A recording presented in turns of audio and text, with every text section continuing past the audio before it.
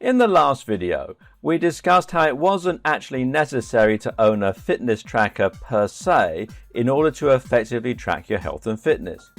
That is indeed true.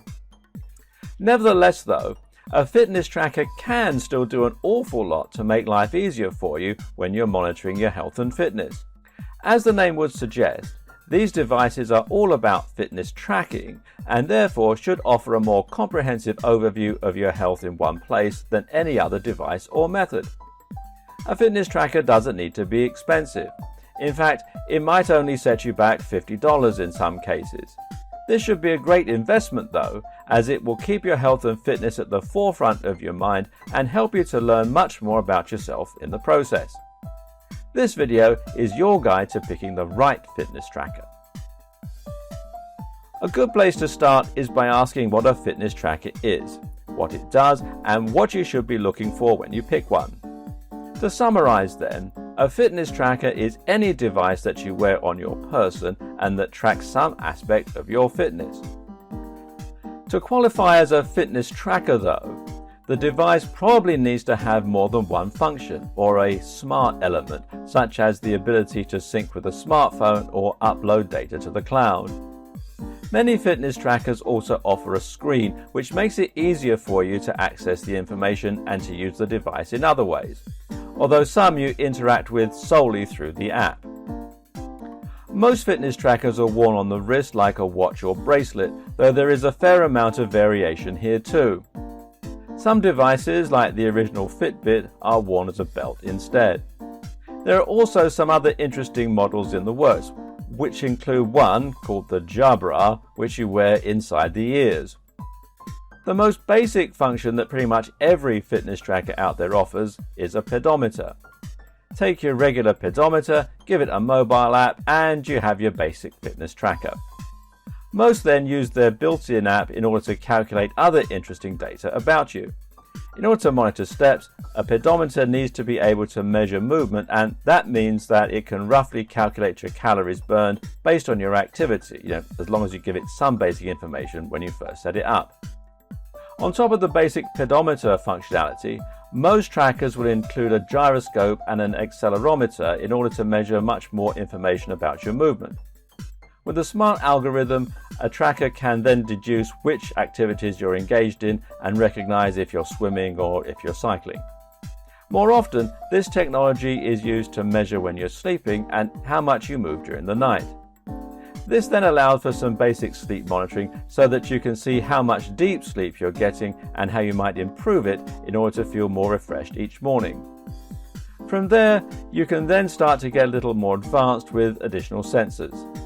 Galvanic skin response, otherwise known as GSR, is used to monitor whether or not a band is being worn. Another feature which is becoming more common is a heart rate monitor. Heart rate monitoring used to be achievable only with a chest strap, the most popular commercial option being those from Polar. Today though, heart rate monitoring is possible through wrist-worn devices using infrared sensors which effectively film the pulsation of the veins.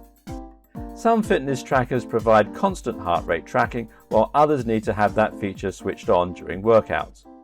Either way, the reliability of these readings is somewhat variable, which is something we'll be looking at more. An alternative offering comes from the Up3 from Jawbone. This device does away with the normal heart rate sensor and instead offers a bioimpedance sensor which measures the resistance offered by the skin. This feature is actually very similar to how a treadmill works using the grips to monitor your heart rate. Other features include temperature monitoring, GPS tracking, for runs, and even UV sensitivity. Which of these you need will of course depend on what you plan on monitoring.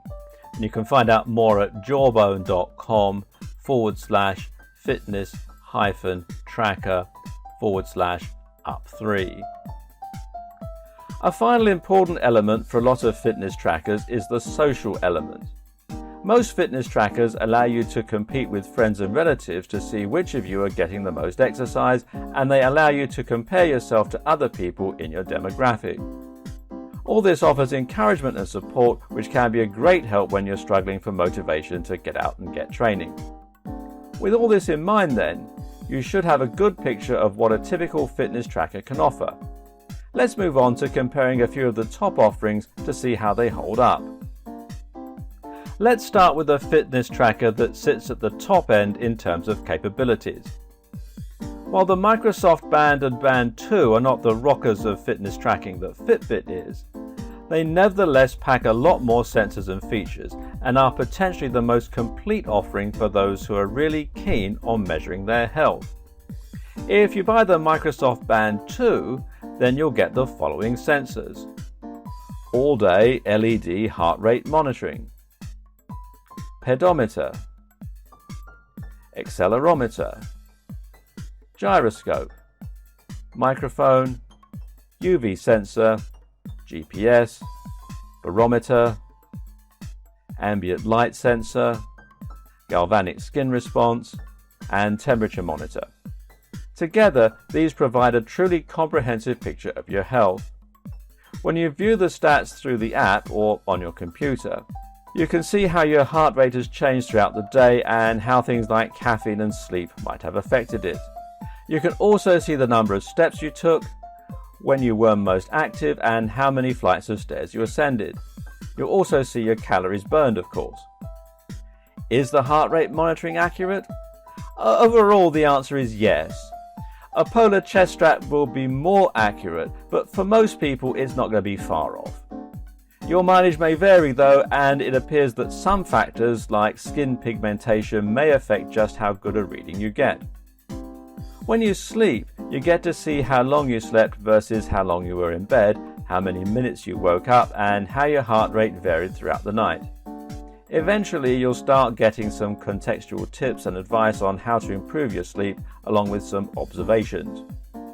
The Band 2 also comes with a smart alarm, which works by buzzing you when you're at the lightest stages of sleep, up to about 30 minutes before you set your alarm. This reduces sleep inertia so you're not groggy when you first get up. When you train, either in the gym or out running, you'll get an even more minute-by-minute breakdown of your heart rate.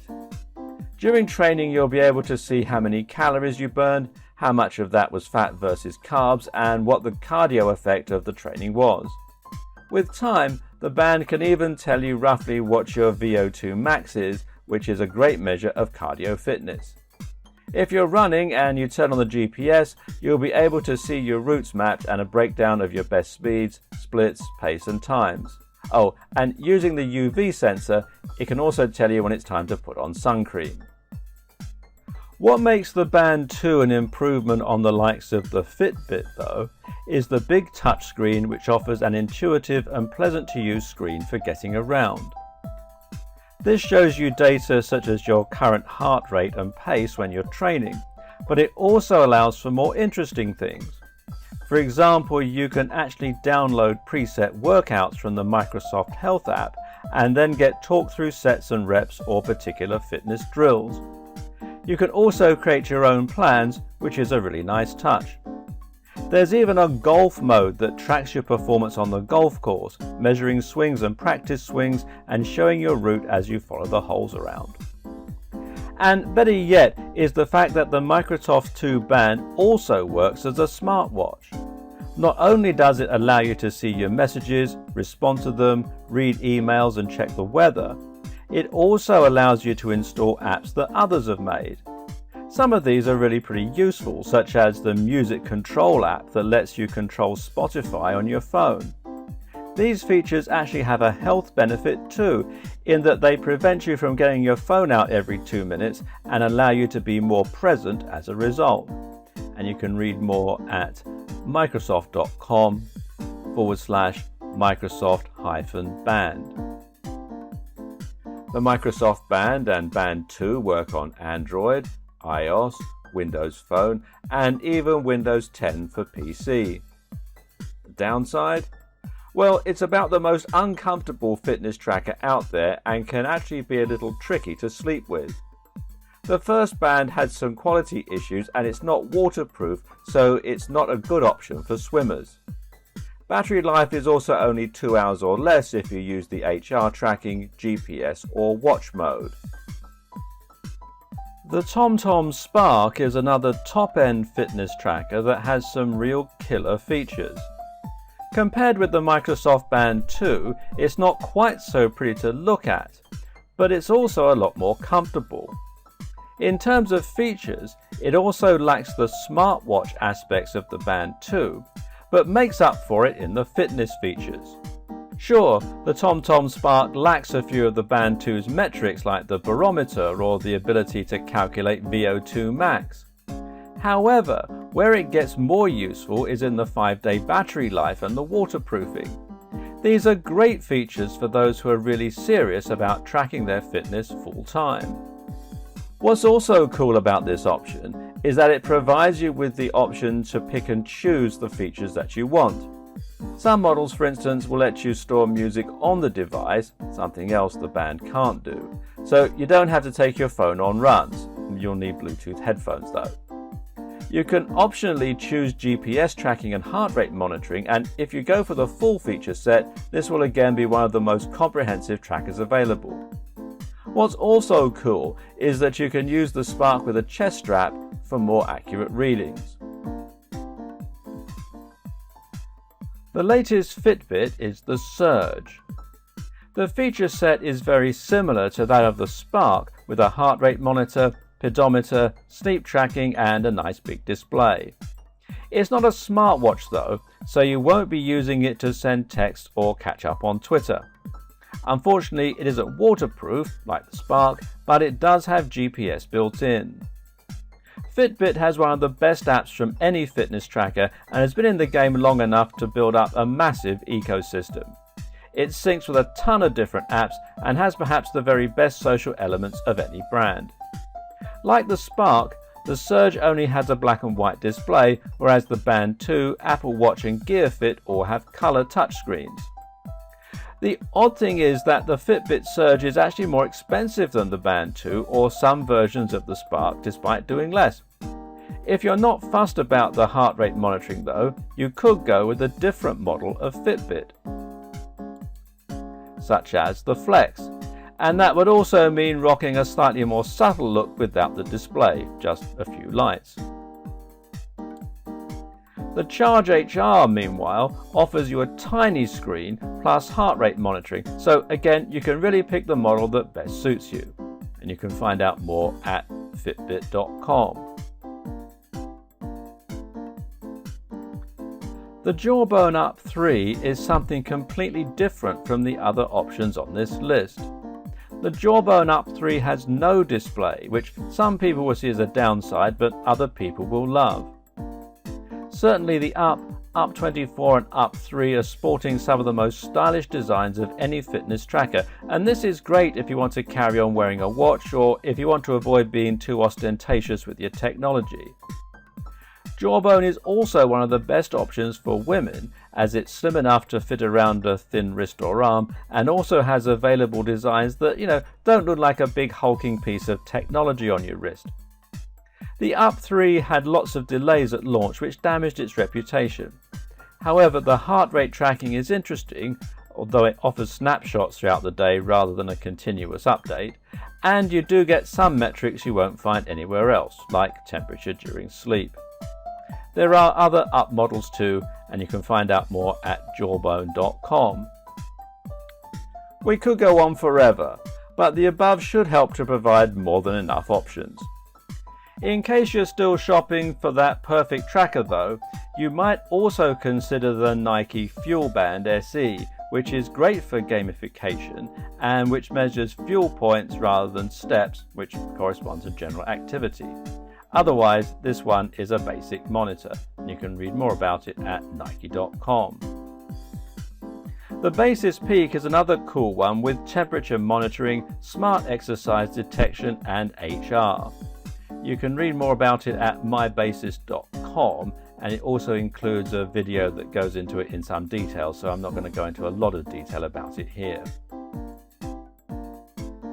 The Samsung Gear Fit is a bit old now, but it has a non-24-hour heart rate sensor and a ton of smartwatch features relying on Android Wear. The Vivo Smart from Garmin is a sleek fitness tracker with a display that stays hidden until it needs to show a notification. And of course it has a great price point. The Vivo Smart HR adds heart rate monitoring, and you can read more about them at buy.garmin.com. The Apple Watch also has a ton of health tracking features, though these are fairly light and the battery life is quite poor.